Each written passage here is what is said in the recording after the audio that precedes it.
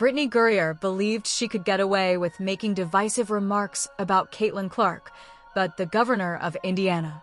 The whole WNBA is in disarray after Braun's shocking revelation that the league looked into false allegations against Fever supporters while ignoring valid worries about Gurrier's viral video. Do you believe that the WNBA's double standard in looking into allegations demonstrates obvious bias against Caitlin Clark and her fan base? Political pressure is growing, and heads are about to roll. Well, look who's suddenly feeling the heat now that someone with actual power has chosen to step in and call out the WNBA's ridiculous double standards. Let's examine what happened here, because this story has more layers than a wedding cake and twice as much drama.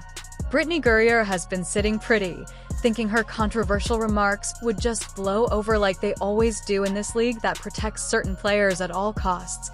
But Indiana Governor Braun just threw a huge wrench into that plan. And the fallout is going to be absolutely spectacular. She accused the Indiana Fever fan base of being racist. They investigated it. They said those accusations were false. The least that she could do is apologize to our great state and the fans that show up at these games and say, I'm sorry, I was wrong.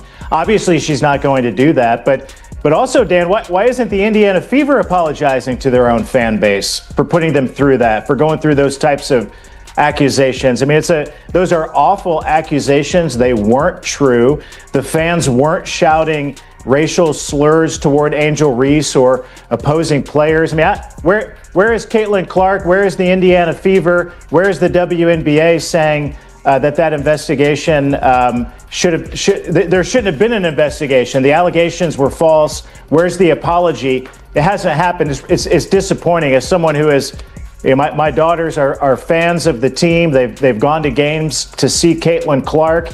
It's so demeaning to our state and to the fan base to go through something like that. The least they can. Here's where it gets really interesting. The WNBA rushed to investigate phantom racism against Ree while completely ignoring a viral video of Brittney Griner that has millions of people convinced she called Caitlin Clark trash and a foxing white girl. The WNBA spent time and resources looking into completely fabricated claims about Fever fans making hateful comments about Ree after the Sky was destroyed by 30 points. These claims were so obviously false that even the league had to admit they were unsubstantiated.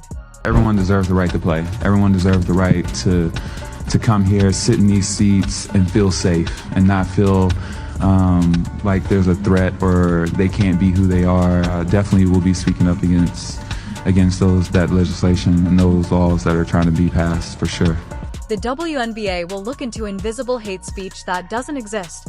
But when there is actual video evidence of potentially problematic behavior from one of their protected players, they suddenly develop selective hearing and vision problems.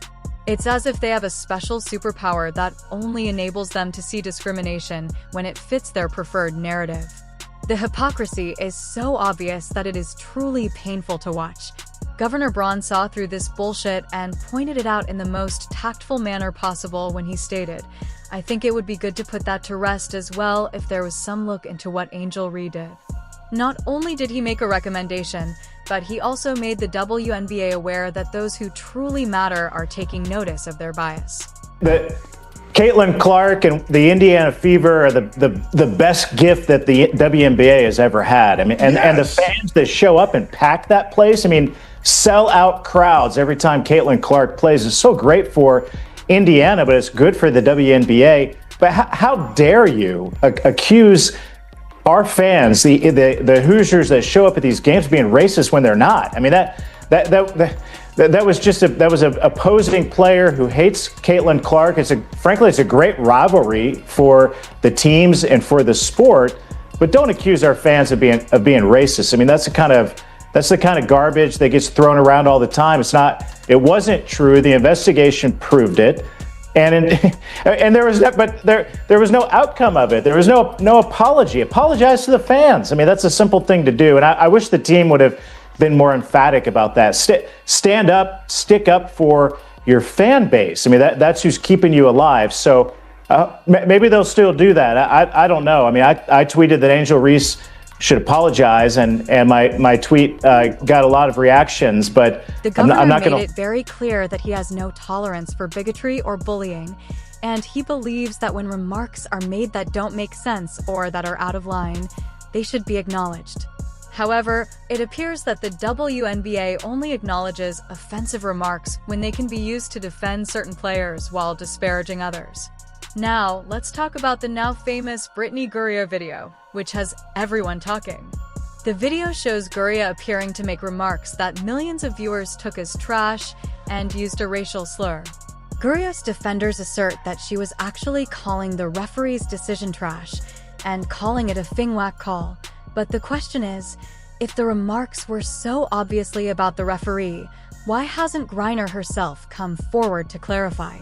When there is phony outrage over fictitious remarks made about Angel Ree, the league launches a thorough investigation more quickly than you can say victim complex. But when there is legitimate concern about actual comments captured on camera, they abruptly become too busy to address it. The silence is deafening and speaks volumes about how this league functions. This entire scenario exemplifies the WNBA's protected class system, where some players are exempt from criticism, but others are examined for breathing incorrectly. Every facial expression, every mistake, and every perceived disrespect directed at her opponents are all reasons why Caitlin Clark receives criticism. Meanwhile, Brittney Griner can allegedly make inflammatory comments on camera, and the league pretends it never happened. The timing of this controversy couldn't be more perfect either. This happened right after the Fever absolutely destroyed the Sky in a game where Caitlin Clark wasn't even playing. The Sky got so thoroughly embarrassed that they needed something to distract from their complete organizational failure. So suddenly mysterious, hateful comments from Fever fans appeared out of nowhere, conveniently giving the league something to investigate that would make Reese look like a victim instead of a player who got outplayed by a team missing their superstar. But Governor Braun isn't playing these games. He understands what Caitlin Clark means to Indiana and what she's done for basketball in his state. He knows that Clark sells out the Gainbridge Arena just like the Pacers do, and has rekindled a lot of that spirit at both the college and high school levels. This isn't just about basketball. This is about protecting an athlete who has brought unprecedented attention and economic impact to Indiana. The governor's remarks expressing hope that the animosity toward Clark will stop, while advocating for equal treatment, highlight the true nature of the situation. The WNBA has permitted a toxic culture to emerge in which criticizing Caitlin Clark is not only acceptable but encouraged, while standing up for her or her supporters earns you the reputation of a problematic senator. Governor Braun is essentially endorsing Jim Banks' demand that the WNBA provide an apology to Fever supporters for their phony inquiry, while expecting equal treatment for valid issues. The involvement of government officials should serve as a stark reminder to the WNBA that when your bias becomes so blatant that politicians feel compelled to intervene, you've crossed a line that cannot be uncrossed. This isn't about politics. It's about basic fairness and equal treatment under the league's own policies. These aren't just any politicians seeking attention.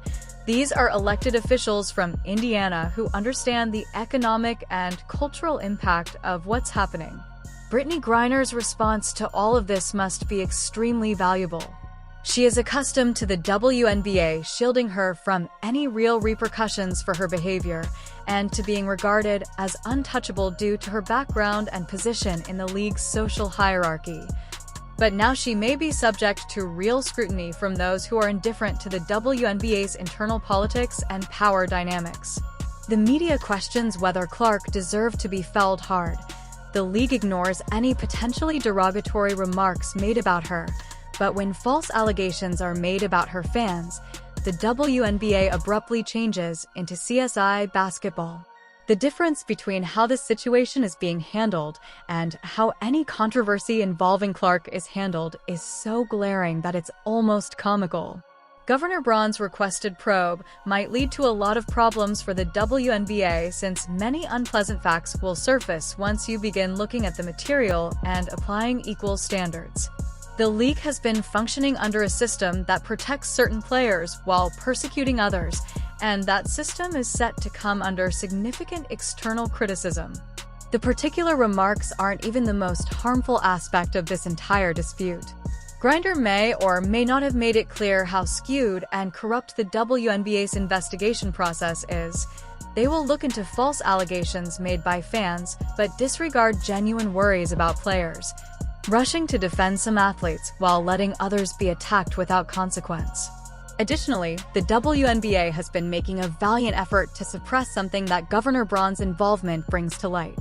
When government officials begin to defend Caitlin Clark and expose the league's bias, she delivers attention, money, and legitimacy that the WNBA has never had before.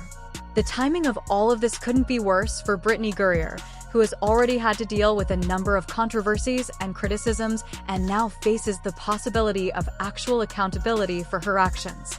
It demonstrates that Clark's influence goes far beyond basketball. The cozy bubble of protection she has enjoyed may finally burst, which must be terrifying for someone accustomed to receiving preferential treatment. Even more intriguing is the fact that Griner is unable to play the victim card, as she typically does in this situation, because it concerns potentially offensive remarks she made about another player rather than her personal issues or background. She is unable to blame her detractors or accuse them of persecution when there is video proof of her remarks. The WNBA is currently in a precarious situation where they can either investigate the Griner situation and acknowledge that their prior inaction was biased and inappropriate, or they can continue to ignore it and face mounting political pressure. Either option would make them look awful, which is exactly what they deserve for starting this mess in the first place. The ridiculousness of this situation is well captured by Governor Braun's remarks about appreciating what Caitlin Clark has done for the league rather than making disparaging remarks that would suggest differently. More money and attention have been generated for the WNBA by Clark than by any other player in history, but some players and even league officials appear intent on undermining her achievements.